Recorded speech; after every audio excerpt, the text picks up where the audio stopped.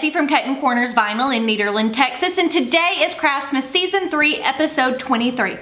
And we have a fun one for you.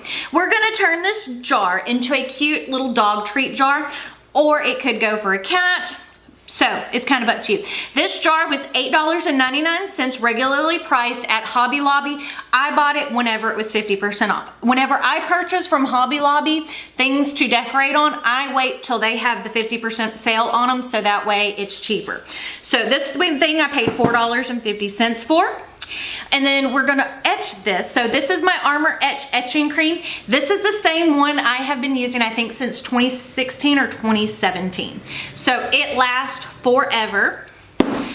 Sponge brush, squeegee. You're gonna need just a scrap piece of vinyl, paper towels, denatured alcohol, glove, and your pick.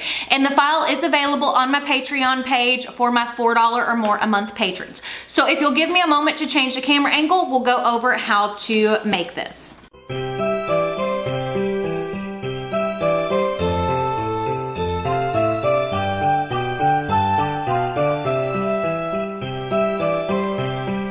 So as you can see, I have my cookie jar, any kind of jar, laid out. I'm spraying it with some denatured alcohol, and I'm grabbing a paper towel and wiping it down. That definitely helps keep any fingerprints, all that kind of stuff. I have already cut, weeded, and masked my design for the treat jar.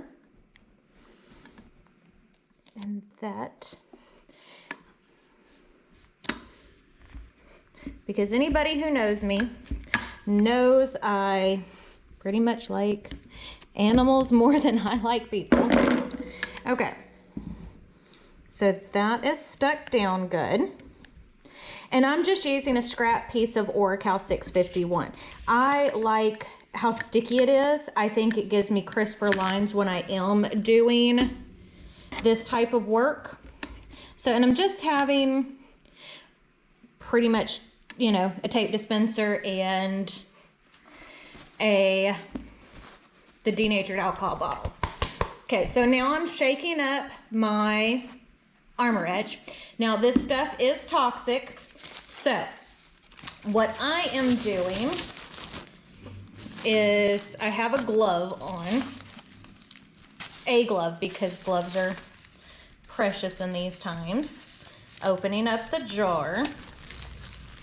Okay, and then I'm grabbing my sponge brush, dipping it in, and this stuff smells like rotten eggs, just so you know.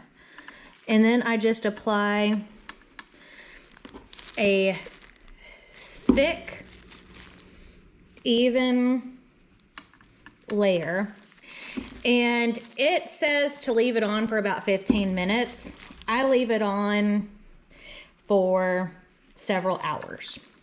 I haven't found that it hurts anything to leave it on longer, but you do want to keep your etch only in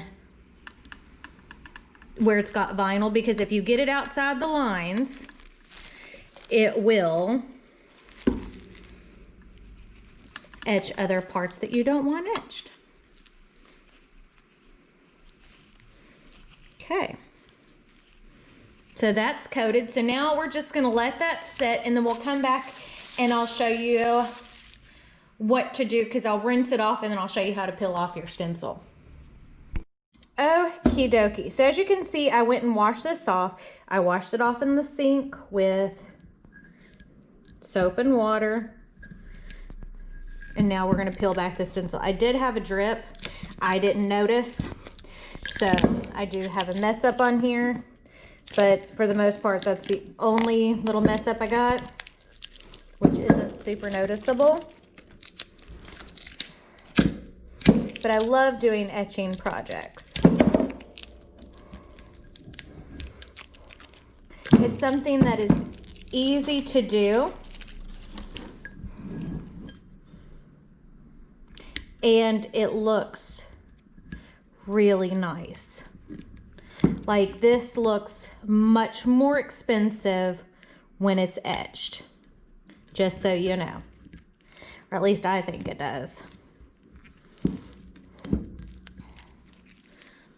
So, but you can see on here how nice and crisp those lines look. That's part of the reason why I like to use the 651.